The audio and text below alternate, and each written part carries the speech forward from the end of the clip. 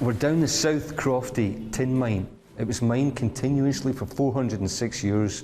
It was the last working tin mine in Cornwall, and now it's going to restart. We're going to go further down in the mine, but Steve, the mine manager, rather concerningly, has just left us here to go and find the chief executive. South Crofty is part of a new wave of mining activity across England's southwestern tip. Tin, copper, tungsten and lithium, along with associated geothermal energy, are now high in demand because they're key to the shift to clean energy. For Cornwall, that offers the prospect of jobs and a chance at a secure future. For the UK, it's a test of the government's ability to come up with the money and vision to help revive the industry, and quickly before the country gets left behind.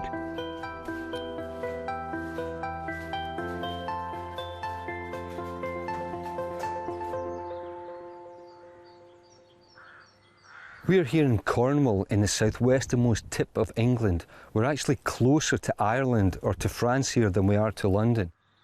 This is where the BBC filmed Poldark galloping across the cliff tops. And nothing says more than Cornwall than these buildings in front of us here. This is a former tin mine. It closed in 1914, but thanks to forces across the Atlantic, due to President Joe Biden's Inflation Reduction Act, there are billions of subsidies going into clean energy and the energy transition, and that's being felt all around the world. And as a direct result of that, there's a renewed hope that the industry here could be reinvigorated. You just need to look at the ground and pick up some stones and you see the rich mineral deposits. Cornwall was synonymous with the exploration and extraction of mineral wealth going back to at least Roman times. Mining, predominantly of copper and tin, peaked in the 1800s when Cornwall boasted some of the richest mines in the world, and their closure last century contributed to the region's relative economic decline. So the renewed global demand for Cornwall's resources holds out the promise of recovery. Tin's comeback is thanks in part to a European Union regulation that banned lead in solder, meaning tin became ubiquitous in electronic circuits.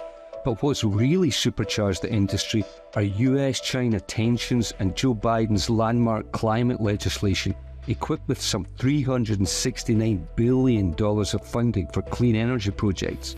That and China's dominance is forcing governments the world over to secure the raw materials needed to compete.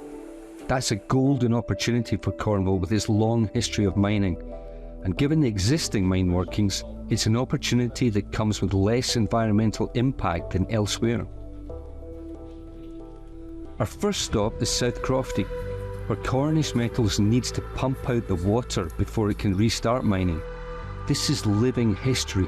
South Crofty opened in 1592, and it was the last Cornish tin mine to close in 1998. When the mine closed, the tin price was around $4,000 to $5,000 a tonne. Yep. Today it's about $25,000 a tonne. The International Tin Association is predicting that tin prices will rise to 30,000 or higher over the next 5 to 7 years, based on growing demand related to electrification. The world is dependent on a handful of nations for tin, notably China, with no production at all currently in Europe or North America. So that really adds to the appeal of the high-grade tin in Cornwall. Another factor are the strict environmental standards in the UK that mean mining must be as sustainable as possible. He's left us here at this demonstration project.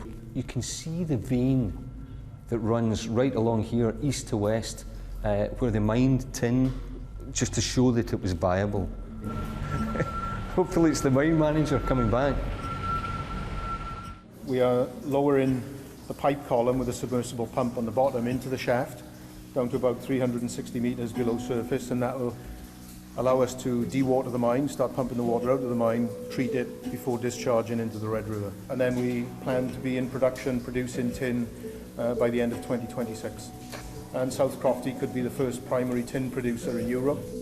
There's 8 million cubic metres of water in the mine at the moment. It will take around 18 months to pump out the water. The UK published a critical minerals strategy stating the need to develop projects, but the criticism heard across Cornwall is that a strategy in itself is not enough to get a viable industry back up and running. Companies are looking for more government help, especially at a time when other countries seem to be racing ahead. Germany announced a state fund of as much as $1.1 billion to support critical mineral mining, while the EU launched a Critical Raw Materials Act in March. One of the companies calling for more action is Cornish Tin, which in addition to tin has now found reserves of lithium, a metal that's essential to batteries for electric vehicles. What you're seeing here, these are all drill cores from our drilling program. Can we touch one? Yeah, it's quite resilient. Yes. Yeah. This is granite, basically. We discovered here is that this granite, we knew it had relatively high relative to other granites, lithium content. And so how do you see the outlook for the industry, not just for Cornish tin, but more broadly for Cornwall? I think what's needed now is a coherent plan by the UK government to actually provide the infrastructure that's necessary to enable this to happen. It's a race that we're in danger of losing unless we act now. You know, I think in line with the government UK's critical minerals strategy that was recently published, the words are there, but we now need to see action. It's really only within the past year to 18 months that these companies are seeing a more favourable investment climate. But while the geopolitical winds may be in their favour, these remain difficult journeys and nothing is set until the mine is open. Cornish Lithium is a case in point. Arguably the poster child of southwest England's mining potential, the company reckons it's sitting on the largest lithium deposit in Europe, but it's been under constant funding strain, only now receiving a significant investment of $67 million that allows it to press ahead with its plans. It takes about 2 kilometres of drilling deep into the earth to get to the sweet spot, where lithium is found in the water that permeates the granite. The idea is to use innovative methods to extract the lithium from the brine above ground, so without any traditional mining at all, or the environmental consequences that come with it. The convenient byproduct of all this is hot water.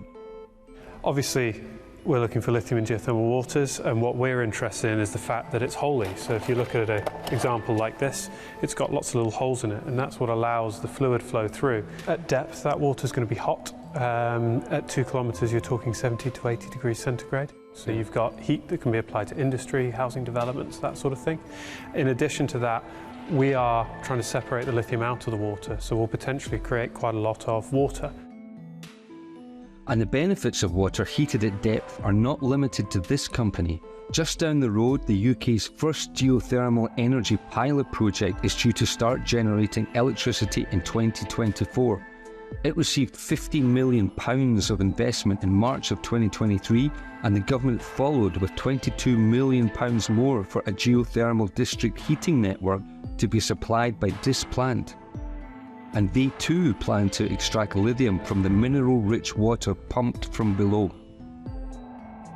And here, just over my shoulder, these are the old workings, what they call tailings. It's waste, effectively, from previous mine workings.